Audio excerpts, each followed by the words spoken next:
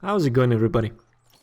The title of the video might be a little confusing, but no, we're not going to talk about when a deflect is better than a parry.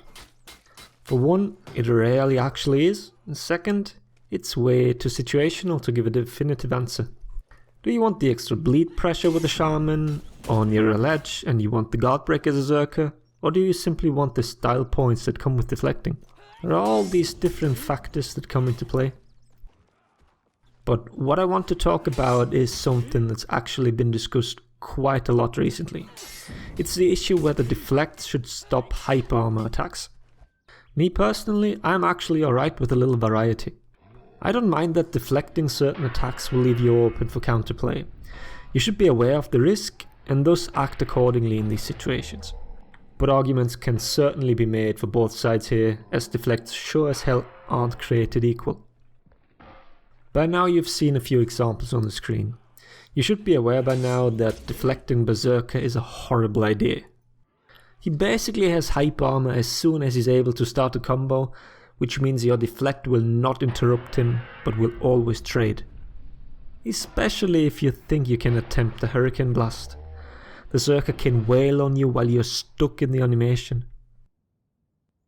Kensei is another character that has quite a few attacks with hyper armor on it. And in Kensei's case, the hyper armor starts really early into the attack, so the chances of hitting him out of it are practically zero. Which means he can throw out his hyper armor heavy for 35 damage and trade with you. This might not always be the best idea. On the other hand, Warlord's hyper armor on his heavy starts rather late. So characters with variable deflect input windows can work around it. I've done a whole video showcasing the different windows. You can click on the exclamation mark in the top right corner if you haven't seen that one yet. As you can see, the input buffered deflect that comes out at the earliest possible time interrupts the Warlord before his hyper armor starts. On the other hand, if you delay the input, the stab is too late and now you trade with the attack.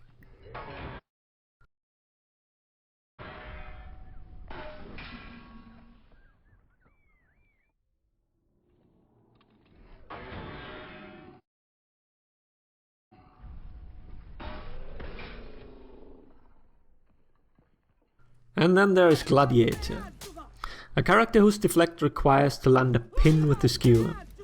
But you cannot skewer an opponent with hyper armor. You will always bounce off. And then there are two characters who completely ignore hyper armor. That's Shinobi and Berserker. Shinobi just teleports through you and Zerker grabs you out of it. The next point is mainly relevant for Orochi's Hurricane Blast. The animation is incredibly long, but you do get hyper armor, so you can't simply be attacked out of it. But what can happen is that you will get bashed out of it. All characters that can chain an attack into a headbutt, shield bash, kick or whatever, they will interrupt you. There's just one exception, and as you might have guessed, it's Valkyrie. Her sweep simply gets ignored. It passes right through you while you stab her in her face. I have no idea why this is the case.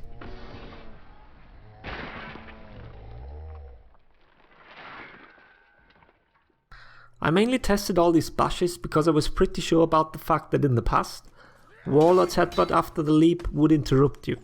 I might chalk it down to lag, but I had instances where I couldn't grab my opponent as Zerker because the headbutt would interrupt me.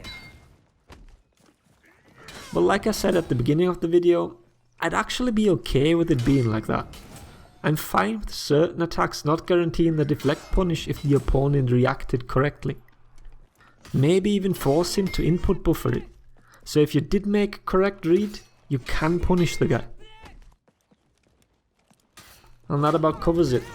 The whole dilemma, if you want to call it that, is pretty straightforward. A lot of people don't like it and I can understand why. Feel free to let me know what you think about it in the comments. Thanks for watching. Laters everybody.